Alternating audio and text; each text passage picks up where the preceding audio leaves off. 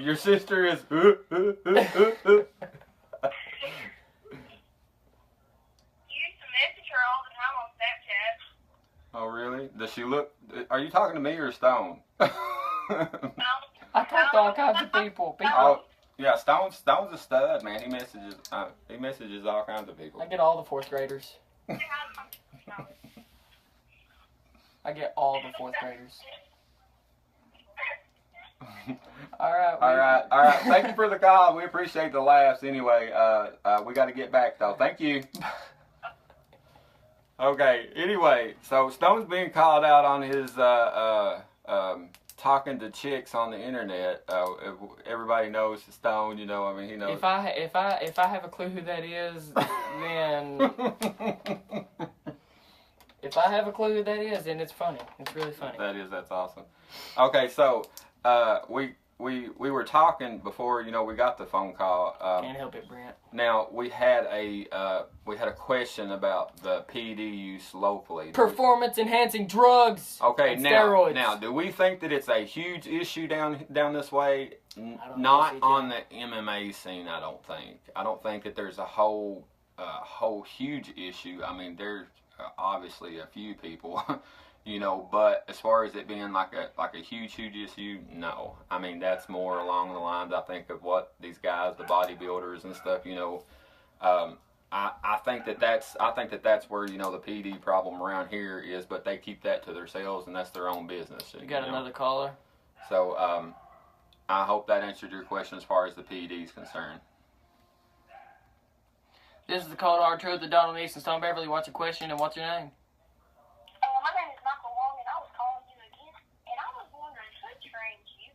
The guy sitting right next to me if you're watching the live feed. What's the live feed on? Facebook. You can get on there and get on Donald Neace's profile or Stone Beverly. Well, get on Donald Neace's profile and I'm sure you'll find it. Okay, and All right. Thank you. You're welcome.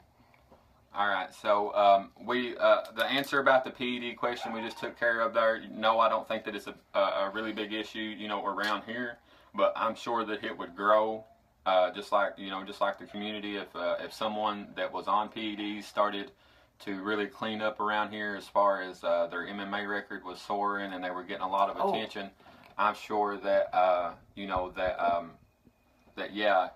people would start using PEDs because everybody wants to be competitive and they're going to do what they need to do. Brittany's trying to FaceTime me. Go ahead. Now, I have another question that was, when is Jared fighting again? As far as I know, Jimbo says that he wants, that Travis told him that he wanted to unify his belt February 25th.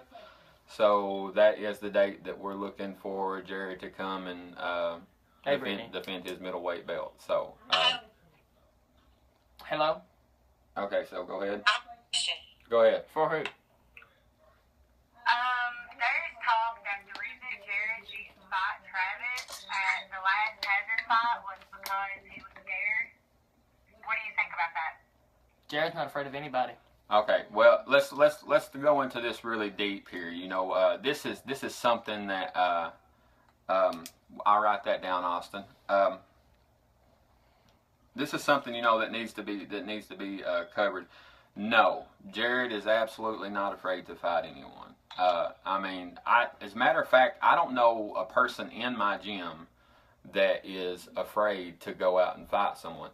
Now, well, there was also a rumor, too, that he wanted to see Travis fight first before he fought him because, you know, Travis had seen him fight several times. Well, like I said, you know, that's rumors, you know. I mean, you can't go by what, you know, people are talking about as far as rumors. You just have to go by the cold, hard truth, and that's what we're giving here. I know Travis ain't afraid. I know Jared's not afraid. And if Travis is wanting to unify his belt February 25th, then we will be there and we will show up. Yes, sir. And ready to go. But thank you. Okay, thank you. Bye. Okay, so we answered that question. Now let's get on. We had another question there. I think that let's see. Raymond had said something on here. Work hard and give 100% and do anything. A good coach will always push their students to another level. Great work, guys. Thank you, Raymond. Yeah, I agree. That's what I was saying. 100%. A good coach will always take care of their students. I think that no matter what martial art you teach, I think you should be right up in front and honest with them.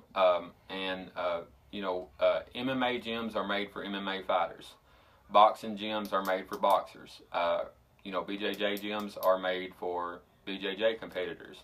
Now, when you start wanting to mix it up, now back in the day, back when I had my little heyday, as you say, or whatever. You could go in there with one good solid art, mainly grappling, and really dominate, the scene. But now it's different, even down this way, people's come a long way. They're starting to learn a good stand-up game, good takedown defense game, good ground game. Everything's got to be on point, And with each fighter comes, a different level of training. You take Stone and Ken and some of my other boys there at the gym. They just, I don't know. They put in some of the guys put in a different level of work. You understand what I'm saying? Anybody out there that's part of a gym has got people in their gym that puts in just a different level. So they're going to be a different level fighter. Doesn't mean that the other guys can't be good fighters, but they'll come along, of course, at a slower different rate. Caliber. Yeah, and they'll come along at a slower rate. Now, the way that I do it as far as my gym, I think I kind of set the pace, as far as what it takes, to be an MMA fighter, because I really put my guys through it.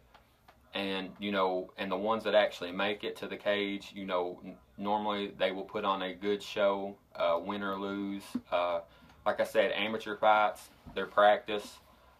Pro fights are to be making some money, and maybe get it to the big show, because we we had that opportunity there for Dustin, who went to Bellator, there and done a good showing, very proud of him.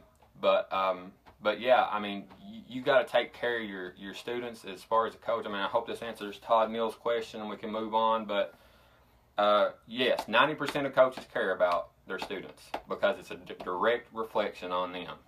You cannot have a student underneath. If you start a gym wanting just money and you let guys fight and stuff, and when they start doing bad, that makes you go back and you're thinking, well, they're thinking this about me too. If I'm not training these guys right and they're you got to beat up, and you got to think quantity too.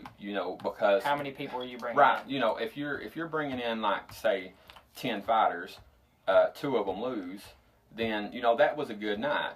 If 10 of them win, that was a perfect night. That's fantastic. But overall, you want more wins than losses. Adam says we train once a week. I hate my guys. Adam trains 6 days a week. I think they only take Saturday off. I think Adam actually lives in his gym. Yeah. Adam has a couch and a TV. And I really do a refrigerator. I live above my gym. So he lives above his gym. He doesn't have to drive. He just walks downstairs. We're in a basement, by the way. Well, not right now, but our gym is in a basement, so we're standing right on top of it right now. So yeah, we're right over top the gym. You just stomped in the ground a few times, jumped right down into the gym on the mats. Rolling time right now. But Austin says, do you plan on opening more gyms in Kentucky? Oh, yes. Hey, Austin, yes, your question. Let me get to that real quick. Austin says, do you plan on opening more gyms in Kentucky? Okay, so right now, we're trying to hold it down in Hazard. We got to make sure that we get a good, solid Hazard program, and I think we do already.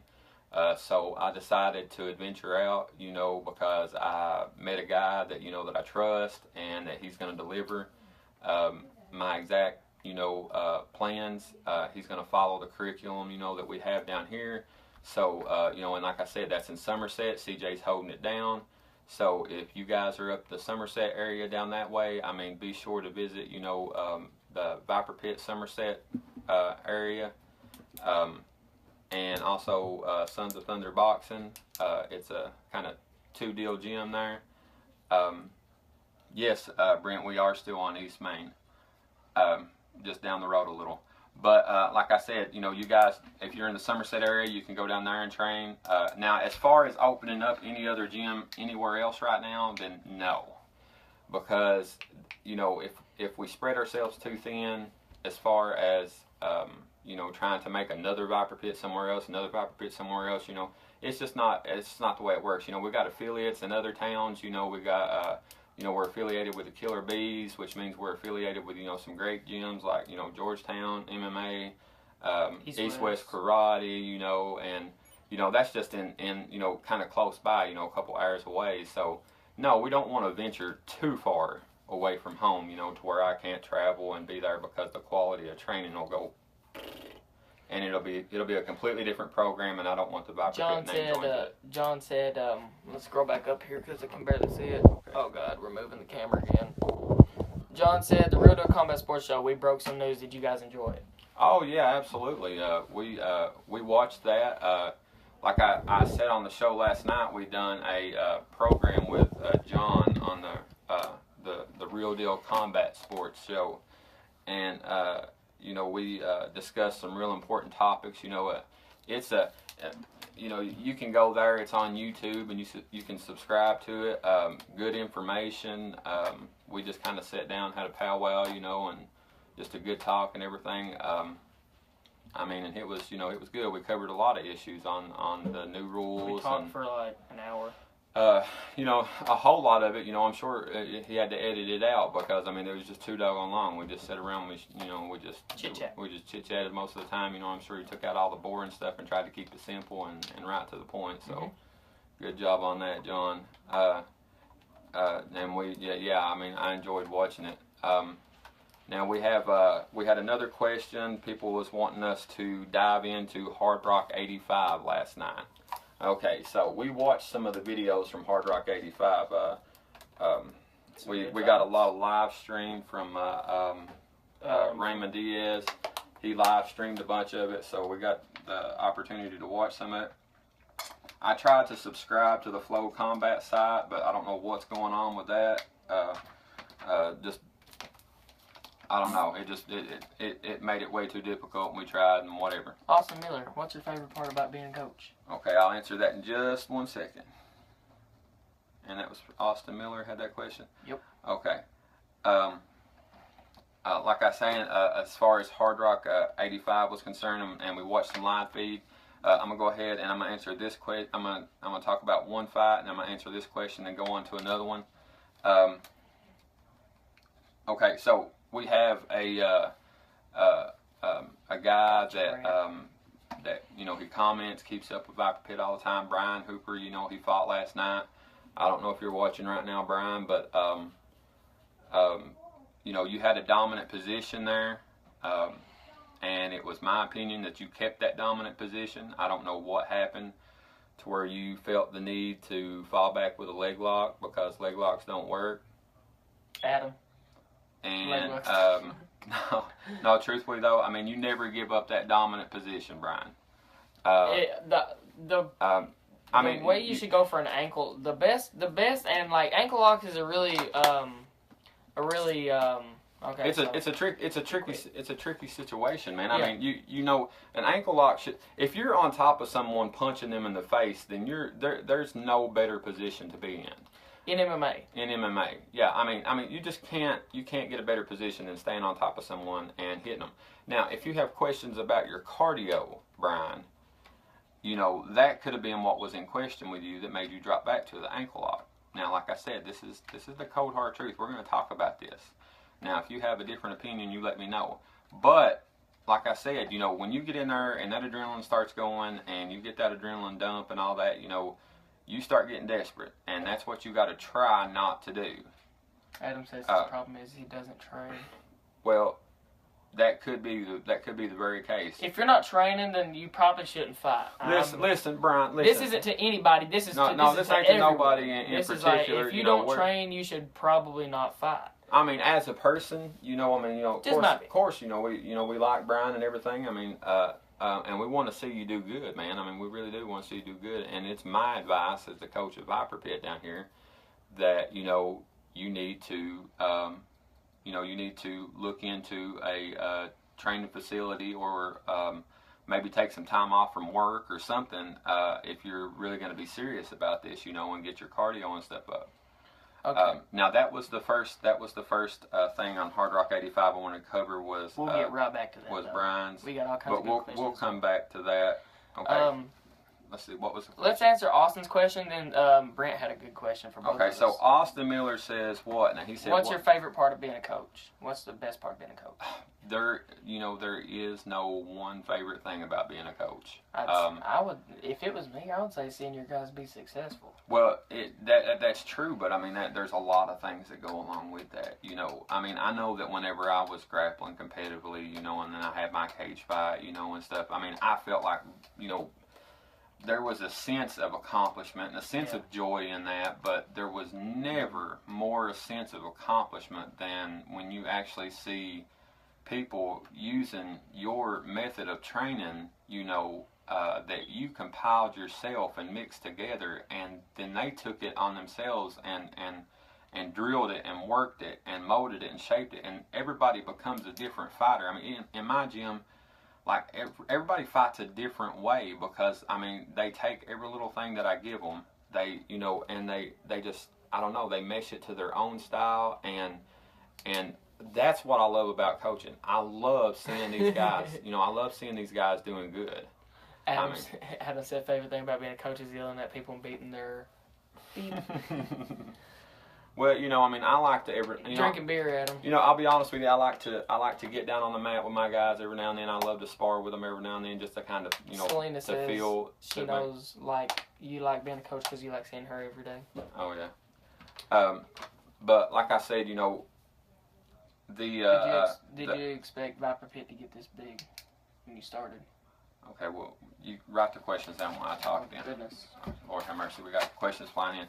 Okay, now, like Adam said, the best part about being a coach is yelling at people and beating their butts. So, I will say this. I love to get out there and I love to spar with my guys, especially when I know that they're, as far as at the pinnacle of their training, I like to get out there and feel and make sure, that they're ready to go. Grappling and sparring, I'll be doing that for the rest of my life. I mean, it's one of my favorite things to do. I mean, so, I get to coach these guys, but, as far as on a competitive level, I'll leave that to them. And let's see, we'll move on to the next question. We got to go back up to Brent because he was next. Okay, so Brent, what was Brent's question? We got to go back up without trying to move it. Yeah, let's scroll up and see what Brent's question was.